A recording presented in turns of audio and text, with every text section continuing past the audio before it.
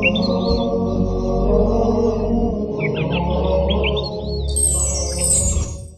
باللہ من الشیطان الرجیم بسم اللہ الرحمن الرحیم الحمد للہ الذی ہدانا لہذا وما كنا لنہتدی لولا ان ہدانا اللہ لقد جاءت رسل ربنا بالحق والصلاة والسلام علی سید الانبیاء والمرسلین وخاتم النبیین وآلہ الطیبین الطاہرین لا سیما لا بقیت اللہ لازم ارواحنا وارواح العالمین لک الفداء بسم اللہ الرحمن الرحیم رب اشرح لی صدری ویسر لی امری واحلل عقدۃ من لسانی یفقہوا قولی بسم اللہ الرحمن الرحیم لا رطب ولا یابس الا فی کتاب مبین۔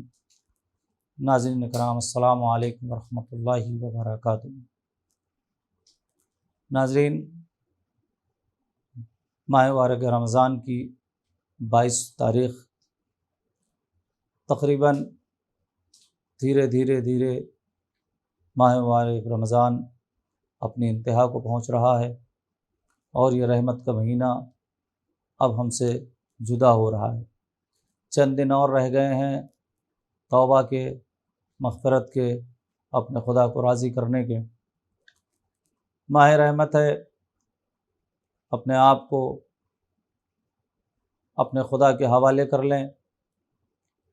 آج ہم 22ویں پارے کے سلسلے میں گفتگو کریں گے۔ 22ویں پارے میں سورہ مبارکہ احزاب کا بقیہ حصہ ہے۔ اس کے علاوہ سورہ مبارکہ سبا، سورہ مبارکہ فاطر اور سورہ مبارکہ یاسین کی ابتدائی کچھ آیتیں ہیں جن کا انشاءاللہ یہاں پہ ذکر کیا جائے گا۔ سب سے پہلے 22ویں پارے میں سورہ احزاب کا جو بقیہ حصہ ہے اس میں چند باتیں جو بہت اہم ہیں آپ حضرات کی خدمت میں عرض کرنی ہیں۔ ان میں پیغمبر اکرم کی ازواج کے لیے کچھ احکام قرآن نے بیان کیے۔ ازواج رسول کے لیے کچھ خاص احکام ہیں جو سورہ مبارکہ احزاب کی آیتوں میں پروردگار عالم نے بیان کیا ہے آج 22ویں پارے میں۔ اس میں سب سے پہلے یہ ہے کہ کسی سے نرمی کے ساتھ بات نہ کریں۔ عام طور سے یہ تمام کے لیے حکم ہوگا، لیکن اس وقت وہاں پر ازواج پیغمبر سے گفتگو ہے، بقیہ سب کے لیے بھی یہ بات ہو سکتی ہے کہ مردوں سے نرمی سے گفتگو نہ کریں۔ عورتوں کے لیے یہ بات مناسب نہیں ہے کہ مردوں کے ساتھ نرمی سے گفتگو کریں، نامحرم مردوں کے ساتھ۔ یہ اس بات کا خیال رکھیں، آپ نامحرم مردوں کے ساتھ نارمل نرمی سے گفتگو نہ کریں۔ قرآن منع کر رہا ہے، نزاکت کے ساتھ بات کرنے کے لیے قرآن نے منع کیا ہے۔ بلا ضرورت گھر سے نہ نکلیں۔ بتایا جا رہا ہے یہ پیغمبر کی ازواج سے، لیکن ہے یہ سب کی ازواج کے لیے، سب کے لیے یہ قانون ہے۔ قرآن قیامت تک کے لیے ہے اور قرآن ہر فرد کے لیے نمونہ عمل ہے۔ سب سے پہلے نامحرم مردوں سے نرمی سے بات نہ کریں، نزاکت سے بات نہ کریں۔ اس کے بعد بلا ضرورت گھر سے نہ نکلیں۔ عورتوں کے لیے کہ اگر کوئی ضرورت نہیں ہے تو بلا ضرورت گھر سے نہ نکلیں۔ زمانے جاہلیت کی خواتین کی طرح اپنی زینت کا اظہار نہ کریں۔ یہ اس وقت کے لیے ہے، لیکن سب کے لیے اپنی جو بھی عورتوں کی زینت ہے، جو چیزیں عورتوں نے اپنے آپ کو جس سے سجایا ہے، وہ دوسروں پر، نامحرموں پر ظاہر نہ کریں۔ یہ کام زمانے جاہلیت کی عورتیں کیا کرتی تھیں کہ جتنا سجتی تھی، سنورتی تھیں، جو زینت کرتی تھیں وہ دوسرے نامحرموں کو دکھاتی تھیں۔ یہ قرآن اس چیز کے لیے منع کر رہا ہے کہ نامحرموں پر آپ کی زینت اور آپ کی سجاوٹ ظاہر نہیں ہونی چاہیے۔ اس کے بعد نماز کی پابندی کریں، یہ سب کے لیے ہے لیکن خاص کر نماز کی پابندی کریں، زکوٰۃ دیا کریں، اللہ اور اس کے رسول کی اطاعت کریں، اللہ اور اس کے رسول کی اطاعت کے بعد قرآنی آیات کی تلاوت کریں، زیادہ سے زیادہ تلاوت قرآن کریں۔ یہ وہ احکام ہیں جو بظاہر پیغمبر کی ازواج کو قرآن مجید نے سورہ مبارکہ احزاب میں آج 22ویں پارے میں آپ پڑھیں گے جو بیان کیے ہیں۔ اس کے بعد حقیقی مسلمان کی 10 صفتیں قرآن نے بیان کی ہے۔ ہم اجمالی طور پر آپ کی خدمت میں عرض کرتے چلے جائیں گے، جب آپ سورہ پڑھیں گے تو انشاءاللہ یہ باتیں آپ کے سامنے آئیں گی۔ 10 صفتیں حقیقی مسلمان کی قرآن مجید نے سورہ مبارکہ احزاب میں بیان کی ہے۔ سب سے پہلے کہ اسلام مسلمان وہ ہوگا، نمبر ایک وہ اسلام کو قبول کرے، اسلام کو قبول کرے۔ اور ایک بات میں یہاں پر اپنی طرف سے کہہ دوں کہ زبان سے نہیں، اپنے دل اور اپنے اعضاء و جوارح سے اسلام کو قبول کرے۔ اس کی آنکھ مسلمان ہونی چاہیے، اس کی زبان مسلمان ہونی چاہیے، اس کا ہاتھ، پیر، دل، دماغ، بدن کا ایک ایک حصہ مسلمان ہونا چاہیے، ہر حصے کو قانون اسلام کا پابند ہونا چاہیے۔ پہلی چیز اسلام کو قبول کریں۔ بس زبان سے آپ نے، چونکہ مسلمان گھر میں ہم پیدا ہوئے ہیں لہٰذا ہم مسلمان ہیں، نہیں، آپ کے ایک ایک فعل سے لگنا چاہیے کہ ہم مسلمان ہیں۔ جب آپ اسلام لا چکے ہیں، مسلمان ہو چکے ہیں، تو دوسری منزل یہ ہے ایمان لانا۔ اب آپ مومن بن جائیں، اب آپ صاحب ایمان ہو جائیں۔ جب یہ دو صفتیں آپ کے اندر ہو گئیں کہ آپ مسلمان بھی ہیں اور آپ صاحب ایمان ہیں، تو اب آپ کے اندر تواضع اور انکساری آنی چاہیے، غرور نہیں ہونا چاہیے، تکبر نہیں ہونا چاہیے، بلکہ آپ کے اندر تواضع ہونا چاہیے، انکساری ہونا چاہیے، جھک کر چلیں۔ اب ہم بہت بڑے پیسے والے ہیں، ٹھیک ہے، آج اللہ نے بنا دیا ہے پیسے والا، ہو سکتا ہے پیسہ کل نہیں رہے، بڑے بڑے پیسے والے آئے چلے گئے۔ آپ دیکھیں اسی قرآن میں اس سے پہلے ذکر کیا جا چکا ہے، قارون اپنے خزانے سمیت دھس گیا تھا، جناب موسیٰ لاکھ کہتے رہے کہ خرچ کرو خدا کی راہ میں، تو 1 روپیہ نہیں نکالتا تھا، اپنے خزانے سمیت دھس گیا۔ بڑے بڑے لوگ جن کی پوری دنیا پہ حکومت تھی، بختہ نصر، فرعون، نمرود، شداد، یہ لوگ دنیا پر حکومت کرنے والے تھے، آج کہاں ہیں؟ نہ ان کی دولت ہے، نہ کچھ ہے، ساری چیزیں۔ لہٰذا تواضع اور انکساری، جتنا انکساری آئے گی اتنا خدا ہمیں بڑا کر دے گا۔ غرور اور تکبر نہیں آنا چاہیے، تواضع اور انکساری۔ جب آپ کے اندر تواضع اور انکساری یعنی یہ تیسری صفت آ جائے تو پھر اب آپ کے اندر صداقت آنی چاہیے۔ آپ جب بولیں تو سچ بولیں، سچ کے علاوہ کچھ نہیں بولیں۔ ہم صرف عدالتوں کے لیے سچائی نہیں ہے کہ قرآن پہ ہاتھ رکھ کے کہہ دیں کہ میں جو بول رہا ہوں سچ بول رہا ہوں، سچ کے علاوہ کچھ نہیں بولوں گا، نہیں، آپ کو اپنی زندگی کے ہر معاملے میں سچ بولنا ہے، سچ کے علاوہ کچھ نہیں بولنا ہے۔ یہ قرآن کی ڈیمانڈ ہے ہم سے اسی سورہ مبارکہ احزاب میں کہ اب آپ کے اندر، جب آپ مسلمان ہو گئے، مومن ہو گئے، اب آپ کے اندر تواضع اور انکساری آ گئی، اب آپ کی گفتگو میں صداقت ہونی چاہیے، آپ جو بولیں سچ بولیں۔ اس کے بعد جب آپ کی گفتگو میں صداقت آ جائے پھر آپ کے اندر صبر آ جانا چاہیے۔ اس کے بعد کی منزل صبر کی ہے، اب آپ صبر کریں، ہر حال میں صبر کریں، جو بھی حالات ہوں آپ کو صبر کرنا ہے، خدا انشاءاللہ صبر کرنے والوں کے ساتھ ہے۔ اس کے بعد اللہ کے سامنے خشوع، اب جب آپ کے اندر صبر بھی آ گیا تو اب جب آپ خدا کے سامنے کھڑے ہوں تو خشوع و خضوع کے ساتھ کھڑے ہوں، لگنا چاہیے کہ ہم ایک عبد ذلیل ہیں اور وہ رب جلیل ہے، یہ لگنا چاہیے کہ ایک عبد ذلیل رب جلیل کے سامنے کھڑا ہے۔ کس طریقے سے ایک غلام کو اپنے آقا کے سامنے کھڑا ہونا چاہیے یہ آپ خود سوچیں۔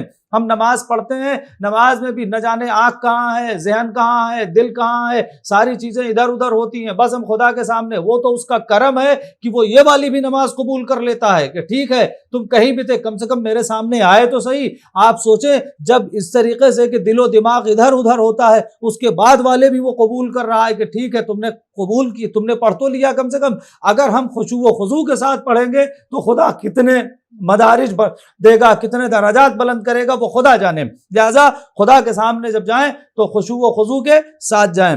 اس کے بعد جب اللہ کے سامنے خشوع و خضوع کی منزل آ گئی پھر اب صدقہ، اب آپ صدقات دیا کریں۔ جب صدقات کی منزل سے آپ آگے جائیں پھر آپ سے ایک سچے مسلمان کے لیے روزے کی تاکید کی گئی ہے کہ آپ کو روزہ رکھنا ہے۔ اور اب اس کے بعد نویں صفت جو ہے وہ عفت اور پاک دامنی کی ہے کہ آپ کا دامن پاک ہونا چاہیے، دامن پہ دھبا نہیں ہونا چاہیے، دامن داغدار نہیں ہونا چاہیے۔ ایک مسلمان، ایک شیعہ، ایک مومن کے لیے ضروری یہ ہے کہ اس کی عصمت کا خیال ہو، اسے اپنی عصمت کا خیال ہو، اس کا دامن داغدار نہیں ہونا چاہیے، عفت اور پاک دامنی ہونی چاہیے۔ اور اس کے بعد 10ویں صفت کثرت سے اللہ کا ذکر کرے، سوتے اٹھتے بیٹھتے جاگتے ہر معاملے میں کثرت سے اللہ کا ذکر کرے۔ سورہ احزاب میں ایک عام مسلمان کی یہ 10 صفتیں بیان کی ہے کہ مسلمان وہ ہے جس کے اندر یہ 10 صفتیں پائی جائیں گی۔ اس کے بعد پیغمبر اکرم رسول اللہ صلی اللہ علیہ وآلہ وسلم پر درود و سلام کا ذکر ہے۔ سورہ احزاب کے بعد اس سورے کے اندر، اس پارے کے اندر سورہ مبارکہ سبا ہے۔ سورہ مبارکہ سبا کے سلسلے میں بیان ہوا ہے، روایت کی آئی ہے کہ جو اس سورے کی تلاوت کرے گا، پیغمبر اکرم صلی اللہ علیہ وآلہ وسلم ارشاد فرماتے ہیں کہ قیامت کے دن وہ تمام انبیاء سے مصافحہ کرے گا۔ کتنا اہم ہوتا ہے، کوئی بڑا آدمی گزرتا ہے ہم چاہتے ہیں ہم اس سے مصافحہ کر لیں، قیامت کا دن، ہولناکی کا دن، پیغمبر فرماتے ہیں جو سورہ سبا کی مسلسل تلاوت کرے گا وہ تمام انبیاء سے قیامت کے دن مصافحہ کرے گا۔ اور پھر امام جعفر صادق علیہ الصلوۃ والسلام ارشاد فرماتے ہیں کہ جو شخص سورہ سبا اور سورہ فاطر کی رات میں سوتے وقت تلاوت کرے گا وہ ساری رات اللہ کی امان میں رہے گا۔ اس کے بعد اور اگر رات میں سوتے وقت کر رہا ہے تو پوری رات اللہ کی امان میں، اور اگر دن میں تلاوت کرے تو کوئی ناپسندیدہ امر نہ دیکھے گا، یعنی وہ اپنی آنکھ سے کوئی ایسی چیز نہ دیکھے گا جو اسے ناپسند ہو، اور دنیا و آخرت کی اس قدر بھلائی ملے گی کہ اس نے سوچا بھی نہیں ہوگا۔ امام فرماتے ہیں کہ دنیا و آخرت کی اس قدر بھلائی ملے گی کہ اس نے سوچا بھی نہ ہوگا۔ اور اس کے بعد پھر ایک حدیث پیغمبر اور ہے کہ پیغمبر اکرم ارشاد فرماتے ہیں کہ جو اسے لکھ کر باندھے گا تو کوئی موذی جانور اس کے قریب نہیں آئے گا۔ جس کے پاس سورہ سبا لکھ کر بندی ہوگی کوئی موذی جانور اس کے قریب نہیں آئے گا۔ اور ایک حدیث میں اور روایت ہے کہ اگر پانی پر اسے دم کر لیا جائے اور پانی پر دم کر کے اپنے گھر میں اور اپنے اوپر چھڑک لیا جائے تو اس کے اندر اگر کوئی خوف ہوگا تو وہ خوف ختم ہو جائے گا۔ لیکن یہاں پر پھر میں ایک بات دہراؤں گا جو پہلے بھی کہہ چکا ہوں کہ جب پانی پر دم کر کر اس سورہ مبارکہ کو آپ چھڑکیں تو اس کے احترام کا خیال رہے۔ ایک ایک لفظ آپ کی خدمت میں جو بیان کیا جا رہا ہے وہ اس بات کا خیال رہے کہ ہمیں احترام کرنا ہے، چاہے لکھ کر باندھ رہے ہوں چاہے پانی پر، اس کا احترام رہنا چاہیے۔ سورہ سبا کے مطالب میں جناب داؤد اور حضرت سلیمان علیہ الصلوۃ والسلام کا قصہ ہے اور اہل سبا کے غرور اور تکبر کا واقعہ اس کے اندر بیان کیا گیا ہے۔ جب سورہ سبا سے ہم آگے بڑھیں گے تو اس کے اندر سورہ مبارکہ فاطر ہے۔ سورہ مبارکہ فاطر کے سلسلے میں حدیث پیغمبر اکرم صلی اللہ علیہ وآلہ وسلم ہے جو اس کی تلاوت کرے گا اس کے سامنے جنت کے 3 دروازے، اور دوسری روایت میں یہ ہے کہ 8 دروازے کھول دیے جائیں گے، اور ہر دروازے سے اس سے اہل جنت میں آواز دیں گے کہ تم اس دروازے سے داخل ہو جاؤ، کوئی کہے گا اس دروازے سے داخل ہو جاؤ، یعنی جس دروازے سے، بعض روایتوں میں ہے کہ سورہ فاطر کی تلاوت کرنے والا 3 دروازے کھولیں گے، اور بات ہے کہ 8 دروازے کھولیں گے، وہ جس دروازے سے چاہے جنت میں داخل ہو جائے اسے ہر دروازے سے آواز دی جائے گی آپ ادھر آ جائیں۔ ایک شخص امام رضا علیہ الصلوۃ والسلام کی خدمت میں حاضر ہوا اور درد سر کی شکایت کی کہ مولا میرے سر میں درد ہو رہا ہے، درد سر کی شکایت کی، تو امام نے آیت نمبر 42 کی تلاوت کی، اسی سورہ مبارکہ فاطر کے آیت نمبر 42 کی تلاوت کی، اور آپ ہی سے یعنی امام رضا علیہ السلام سے ہی روایت ہے کہ اگر کوئی شخص اس آیت کو پڑھ کر سو جائے تو مکان کی چھت اس پر گرے گی نہیں۔ سر کے درد کے لیے آیت نمبر 42 کی تلاوت امام رضا نے فرمایا، اور اگر کوئی پڑھ کر سو جائے تو چھت گرے گی نہیں۔ اس کے جب مطالب میں آئیں گے، اب میں اختصار سے چونکہ سورہ زیادہ ہے، توحید کے دلائل بیان ہوئے ہیں، اور اس کے بعد 3 گروہ کا تذکرہ کیا گیا ہے، مسلمانوں کے 3 گروہ کا تذکرہ کیا گیا ہے۔ پہلا گروہ وہ مسلمان جن کے گناہ زیادہ ہوں گے اور نیکیاں کم ہوں گی، دوسرا گروہ وہ ہے جس کی نیکیاں اور گناہ دونوں برابر ہوں گے، تیسرا گروہ وہ ہے کہ جن کی نیکیاں زیادہ ہوں گی اور گناہ کم ہوں گے۔ سورہ فاطر کے بعد اس کے اندر سورہ مبارکہ یاسین کی کچھ آیتیں ہیں۔ آج ہم لوگ سورہ مبارکہ یاسین کے پڑھنے کے فوائد، کل اس کے مطالب پر انشاءاللہ گفتگو کریں گے۔ سورہ مبارکہ یاسین کو قرآن مجید کا دل کہا جاتا ہے کہ یہ قرآن مجید کا دل ہے، قلب ہے یہ سورہ مبارکہ یاسین قرآن مجید کا۔ جو شخص رضائے پروردگار کے لیے اس سورے کی تلاوت کرے گا اس کے گناہ بخشے جاتے ہیں، اور 12 ختم قرآن کا ثواب اس کے نامہ اعمال میں درج ہوتا ہے۔ رضائے پروردگار کے لیے سورہ مبارکہ یاسین کی اگر کوئی تلاوت کرتا ہے تو اس کو 12 ختم قرآن کا ثواب ملتا ہے۔ پھر میں کہوں 12 ختم قرآن کا ثواب ملتا ہے، اب اس کا مطلب یہ نہیں کہ ہم سورہ یاسین پڑھ لیں قرآن پڑھیں گے نہیں، اور سورے پڑھیں گے تو اس کے اپنے مدارج ہیں، اس کے اپنے ثواب ہیں اور اس کی اپنی باتیں ہیں۔ جس بیمار کے پاس اس سورے کی تلاوت کی جائے گی تو اس کے تمام حروف سے 12 گنا زیادہ، جتنے حروف ہیں سورہ مبارکہ یاسین میں تمام حروف سے 12 گنا زیادہ فرشتے نازل ہو کر اس کے سامنے صف بہ صف کھڑے ہوں گے اور اس کے لیے بخشش کی دعا کریں گے۔ اگر بیمار کے سامنے پڑھی جائے گی تو بخشش کی دعا فرشتے نازل ہوں گے اور کریں گے۔ لیکن اور اگر وہ مر جاتا ہے، اس کی موت یقینی ہے تو قبض روح کے وقت وہ فرشتے موجود رہیں گے اور اس کے تشییع جنازہ میں، اس کی جنازہ میں شرکت فرمائیں گے اور نماز جنازہ اور دفن میں بھی شریک رہیں گے وہ فرشتے۔ اسی لیے آپ دیکھیں ہمارے یہاں جب کسی کا آخری وقت ہوتا ہے تو سورہ یاسین پڑھی جاتی ہے، اسی بنا پر پڑھی جاتی ہے کہ اگر، اور ایک بات یہاں پر میں کہوں گا، ہمارے یہاں ذرا سا نیت کا مسئلہ ہے۔ لوگ کہتے ہیں کہ سورہ یاسین پڑھو تاکہ جلدی سے روح نکل جائے آسانی سے۔ قرآن شفا کے لیے بھی نازل ہوا ہے، سورہ یاسین شفا کے لیے۔ آپ نیت کیجئے کہ جو بیمار کے سامنے پڑھی جا رہی ہے اس کو پروردگار عالم شفا دے۔ ہاں اگر موت یقینی ہے تو سورہ یاسین کی برکت سے فرشتے نازل ہوں گے جو اس کے تشییع جنازہ میں، نماز جنازہ میں، دفن میں شریک رہیں گے۔ اس کے بعد دنیا و آخرت کی بھلائی کا راز اس سورے کے اندر مضمر ہے۔ اس سورے کے اندر دنیا و آخرت کی بھلائی کا راز مضمر ہے۔ ہر شر سے دور ہوگا۔ اگر کوئی سورہ مبارکہ یاسین کی مسلسل تلاوت کرتا ہے تو وہ تمام کے تمام شر سے محفوظ ہوگا، اس کی حاجت پوری ہوگی۔ اور حدیث نبوی ہے، اس کی حاجت پوری ہوگی۔ اس کے بعد پیغمبر اکرم کی حدیث ہے، پیغمبر فرماتے ہیں کہ جو شخص قبرستان میں جا کر اس کی تلاوت کرے گا تو پورے قبرستان والوں سے اس دن کا عذاب اٹھ جائے گا۔ اگر کوئی ایک شخص جائے اور قبرستان میں جانے کے بعد نارمل طریقے سے کسی بھی قبر کے پاس یا کسی جگہ کھڑے ہو کر بآواز بلند ایک بار سورہ یاسین پڑھتا ہے تو اس پورے قبرستان میں جس بھی قبر پر عذاب ہو رہا ہوگا وہ عذاب پروردگار عالم اس سورہ یاسین کی برکت سے اٹھا لے گا۔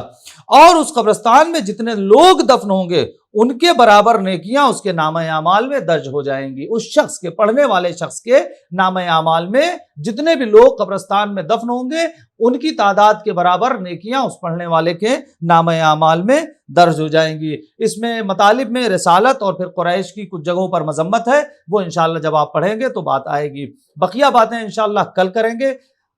اس سورہ یاسین کے مطالب کے سلسلے میں کل انشاءاللہ گفتگو ہوگی۔ تب تک کے لیے آپ ہمیں اجازت دیں۔ التماس دعا، خدا حافظ۔